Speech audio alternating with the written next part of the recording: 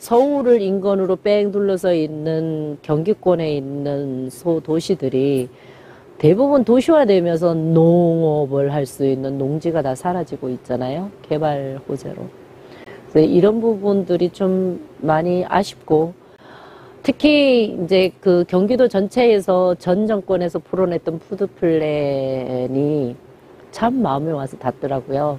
먹거리에 대한 것들을 계획을 세운다고 그러니까 그것도 이렇게 한 번에 이렇게 하는 게 아니고 서로 소위원회 구성하고 법이라는 틀 안에서 지자체를 내려와서 조례를 다 만들고 민간 거버넌스 구축하고 난 다음에 그 지역에 사는 시민들이 만나서 이런 먹거리에 대한 정책들, 정치들, 문제들 해결해 나가야 되는 방향성 이런 것들을 서로 구축해 나가고 계획을 세운다는 게 참 좋았어요.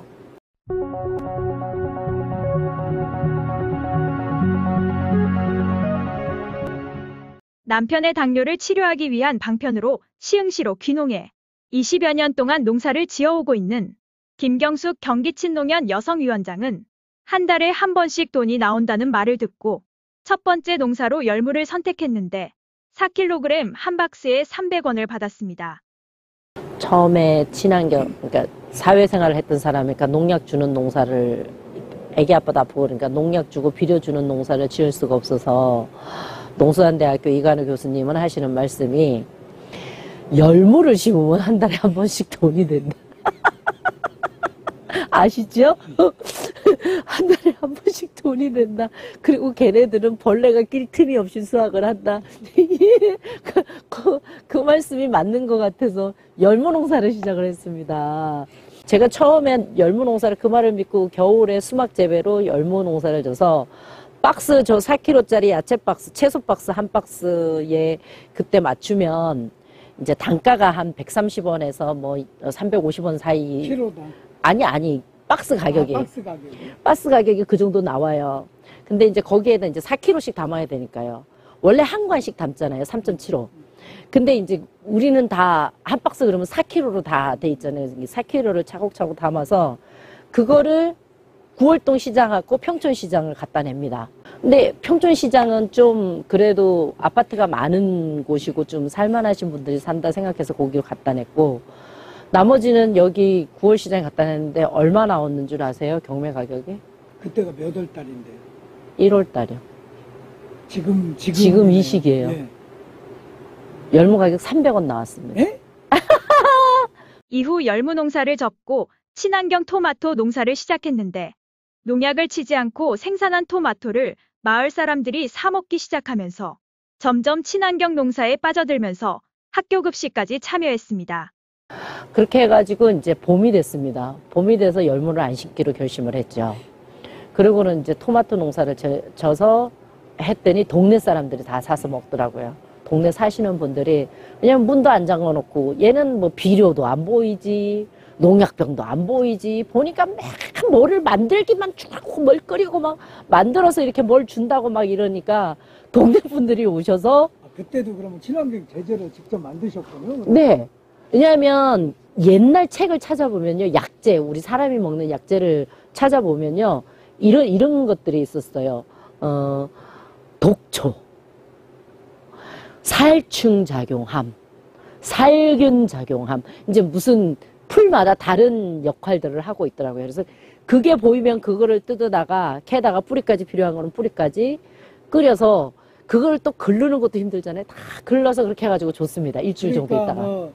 이거 친환경 제재를 만드는 어떤 책이나 이런 걸 보고 하신 게 아니고 혼자 사람이 먹는 것 중에 그런 예. 지금 그 말씀은 사람 기준으로 작성된 것일 텐데. 네.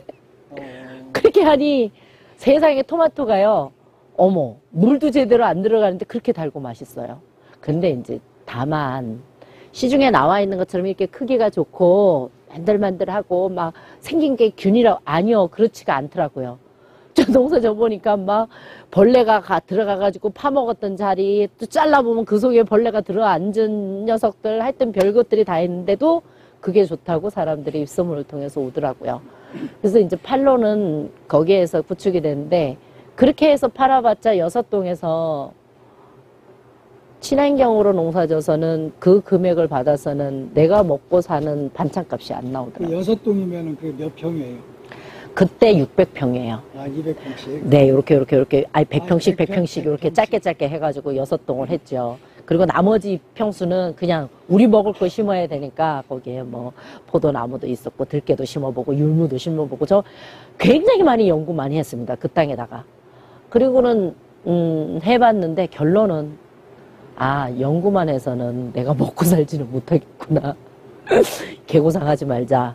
친환경 약재를 만드는 곳이 있을 것이다. 그리고 이제 찾아뵙기 시작했고, 시흥시 학교급식 지원센터 설립과 함께 본격적인 학교급식을 시작한 김경숙 위원장은 농민들의 권익 향상을 위한 조직 활동을 시작. 시흥시 농민회를 만들고 현재는 시흥시 먹거리 위원회 부위원장을 맡고 있습니다. 제가 문정복 시흥갑 지역에 여성이 국회의원을 하고 계시는 분이 계십니다, 현재. 보니까 거의 다 남성들이 움직이고 있는데 여성이 한 분이 꼭 남성처럼 소탈하시고 걸걸하시고 여성임에도 불구하고 이제 시흥갑 지역에 농업위원장을 맡아달라고 그러셔서 그때 저는 그러면 제가 지금 경기도에서 친환경 연합회 일을 보고 있는데 시흥시 연합회장으로 거기 가서 일을 보고 있습니다. 근데 푸드플랜하고 농민 기본소득이 있어요. 그러면서 이제 보여드렸어요. 푸드플랜 리플렛 하고 농민 기본소득 리플렛이 이렇게 접어서 내장으로 이렇게 접어서 만들어진 게 있었어요. 그거를 제가 설명을 드렸거든요. 그랬더니 그걸 딱 보시고 하시는 말씀이 제가 국회의원이 되면 시흥시의 농민 기본소득이랑 푸드플랜은 반드시 해내겠습니다 하더니 정말로 실천을 해주셨어요. 이게 제가 너무 감사하고 고마운 거는 그 자리에 갔다 그래서 마음이 변치 않고 그 전에 그 자리에 가기 전에 인연으로 말씀하신 거를 그 자리에 가서 실천을 해주셨다는 거에 더 신용이 가는 거고요. 정치인이라 그래서 입만 가지고 한다고 생각하지 않습니다. 내 정신이 들어가 있어야지 된다고 생각을 하는 사람 중에 한 사람이기 때문에 이미 한번 믿어버린 마음이고요.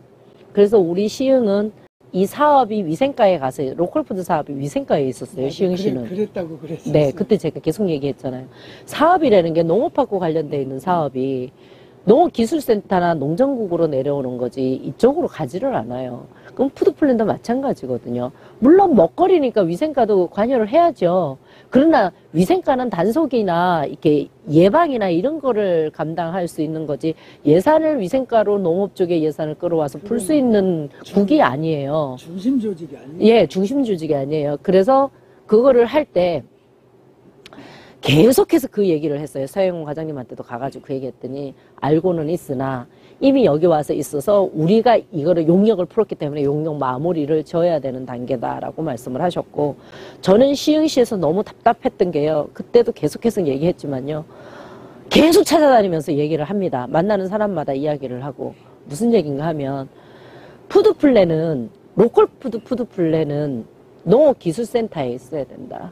농업기술센터에서 주관이 돼야지 사업을 우리가 풀어낼 수 있다. 시흥시에다가 시흥 시민을 상대로 있는 조직이 공무원 조직인데 시민들한테 혜택을 줄 수 있는 생각들을 해야지 위생과에 갖다 놓고 찾아오지 못한다는 거는 말이 안 된다. 우리도 사업을 하자. 이렇게 해가지고 작년도 3월 달에 저는 푸드플랜 그 부서를 하나를 만들었습니다. 여기 기술센터에다가 정책팀에, 정책과에 농업기술센터 정책부서가 있잖아요. 정책팀에 주무관, 팀장, 과장 이렇게 해가지고 거기에 5명이 이 일을 하고 있습니다. 지금 푸드플랜 팀이 따로 있습니다. 푸드플랜 팀을 만들었어요. 네, 거기에 공무원들이 일을 이제 보고 있고요. 경기 친농연 여성위원장에 취임하자마자 코로나로 인해 제대로 된 활동을 하지 못한 김경숙 위원장은 여성 농민들이 처한 열악한 환경을 토로하면서 남편들의 도움 없이는 여성들은 한 발자국도 움직일 수 없다며 여성 농민들이 활동할 수 있는 정책을 만들어달라고 주문했습니다.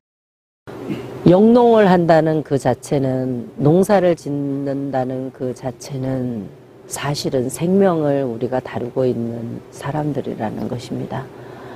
특히 먹거리에 대한 신념, 철학을 가지고 일을 하고 계시는 우리 친환경 농업인 여러분, 지금까지 어려움 딛고 여기까지 왔습니다. 미래에는 농민들의 수도 많이 줄어든다고 합니다. 농지도 많이 줄어들고 있지요. 우리들이 지켜내야 되는 농민의 기본 권리들, 이거 지켜내고자 집행부에서 많은 노력을 해주셨고요. 앞으로도 해나가야 되는 일이고요. 식량이라는 것은 먹을 게 다른 도구로 해결되지 않으면 계속해서 우리들, 농민들이 책임져야 되는 한 분야입니다. 이것들을 이끌어내면서 정책적으로 생겨나는 일들을 정치하시는 분들이나 주위에 계시는 분들이랑 이야기를 나누면서 한 땀 한 땀 채워서 나가야 된다고 보여지고요. 특히 여성 농업인들은 집 안에서도 노동이 너무 고되고 집 밖에서도 노동이 너무 고됩니다. 사회 참여라는 그 첫걸음이 굉장히 어렵고 힘이 듭니다. 그러나 우리는 엄마입니다. 어머니이십니다.